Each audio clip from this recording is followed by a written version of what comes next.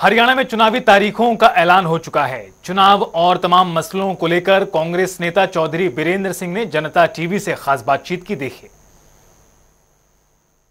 पूर्व केंद्रीय मंत्री और कांग्रेस के वरिष्ठ नेता चौधरी बीरेंद्र सिंह जी हमारे साथ बात करने के लिए मौजूद है। हरियाणा में चुनाव का ऐलान हो गया है। सर, इस बार जल्दी चुनाव होते हुए नजर आएंगे। कितनी तैयार कांग्रेस है, कितना तैयार जो है आपका भी परिवार है? सर, हम तो तैयार हैं और हमने तो कभी ये सोचा नहीं कि तैयारी नए सिरे से करी जाए। जब आप लोगों के संपर्क में निरंतर होगे तो आप ये मान के चलो कि फिर जो जिसको आखिरी तैयारी बोलते हैं उसमें कोई ज़्यादा जोर नहीं लगाना पड़ता। और दूसरी बात यह है कि हरियाणा में लोकसभा चुनाव के परिणाम आने के बाद सबको पता था 4-5 महीने में विधानसभा का चुनाव होना, तो सभी उस तरीके से अपने अपने पार्टी को और अपने अपने स्तर पे काम कर रहे थे। सर, इस बार हमने देखा कि प्रेमलता जी ने आवेदन जो है नहीं भरा है। स्थिति जो है आपसे स्पष्ट करना चाहेंगे कि आपके परिवार में से क्या सिर्फ ब्रजेंद्र सिंह चुनाव लड़ेंगे या प्रेमलता जी लड़ेंगे? किस प्रकार की स्थिति है? ब्रजेंद्र सिंह ने ही नामांकन के लिए अपना आवेदन दिया है और मैंने और मेरी धर्मपत्नी प्रेमलता ने कोई आवेदन नहीं किया, ना हमने चुनाव लड़ने की कोई इच्छा व्यक्त की है। और ब्रजेंद्र सिंह क्योंकि सिटिंग एमपी थे हिसार से लोकसभा के, और पिछले लोकसभा में उनको किसी ने कारण से नहीं मैदान में उतारा, तो अब विधानसभा के चुनाव में उचाना हल्के से वो आवेदन किया। उन्होंने पार्टी से कहा कि मुझे चुनावी मैदान में उतारा जाए। सर, यही सवाल था कि जिस प्रकार से लोकसभा चुनाव में टिकट वितरण को लेकर जो चीजें देखने को मिलती हुई नजर आई थी, क्या उसको ध्यान में रखते हुए जो है परिवार के सिर्फ एक सदस्य को जो है मैदान में जो है उतारने की जो रणनीति है वो बनाई गई है?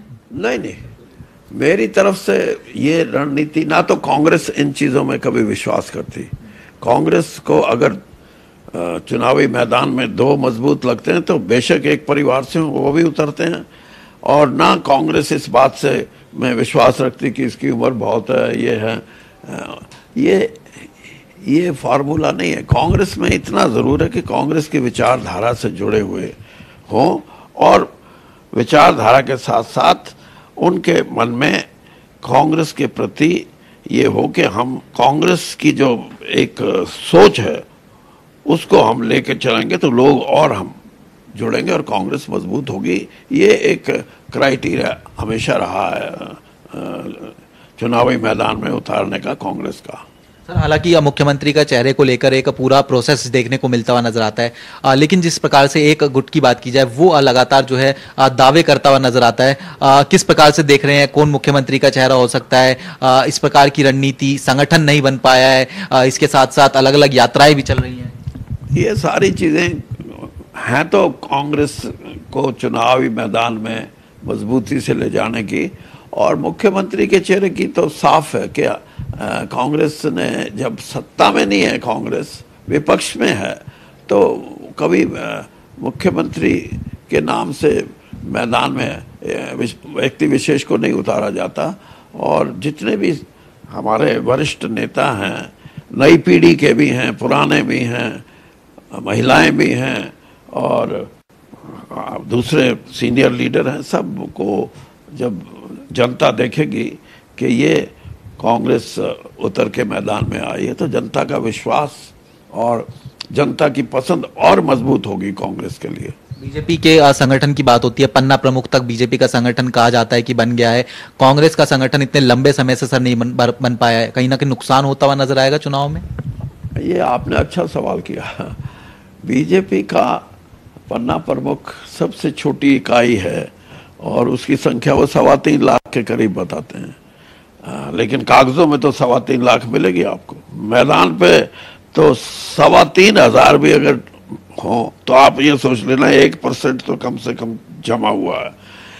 दूसरी बात यह कि संख्या ज्यादा भी हो, चलो 3,25,000 नहीं 30,000 भी हो, वो भी 10% हुआ ना, उससे ज्यादा नहीं मिलेंगे। वो 30,000 आदमी भी आज इस स्थिति में नहीं है कि मैं पार्टी के लिए संघर्ष करूं। मैं पार्टी से जोड़ूं मतदाता को, क्योंकि उनको 10 साल में कुछ मिला नहीं। कार्यकर्ता का मतलब ये थोड़ा कि आप उससे सिर्फ काम लो और उसकी प्रतिष्ठा और लोगों में उसकी पहचान ना बनाओ। पहचान तो तभी बनेगी ना जब पार्टी उसके बोलने से प्रशासन में कहीं ना कहीं प्रशासन ये सोचे कि ये पार्टी का वरिष्ठ आदमी है, हमें इसकी बात सुननी चाहिए और उस पर अमल करना चाहिए। लेकिन ऐसा नहीं है।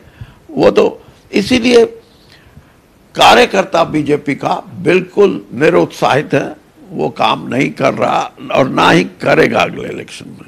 सर, एक अंतिम प्रश्न, हमने देखा था कि एक लंबे समय बाद कांग्रेस के जो तमाम नेता थे, जब आपकी ज्वाइनिंग कांग्रेस में हुई, एक प्लेटफॉर्म पर देखने को मिलते हुए नजर आए थे। अभी भी हम देख रहे हैं कि अलग अलग यात्राएं चलती हुई नजर आ रही है। चुनाव नजदीक है, क्या एक बार फिर से इस तरह की कवायद होनी चाहिए कि तमाम नेता एक साथ दिखे?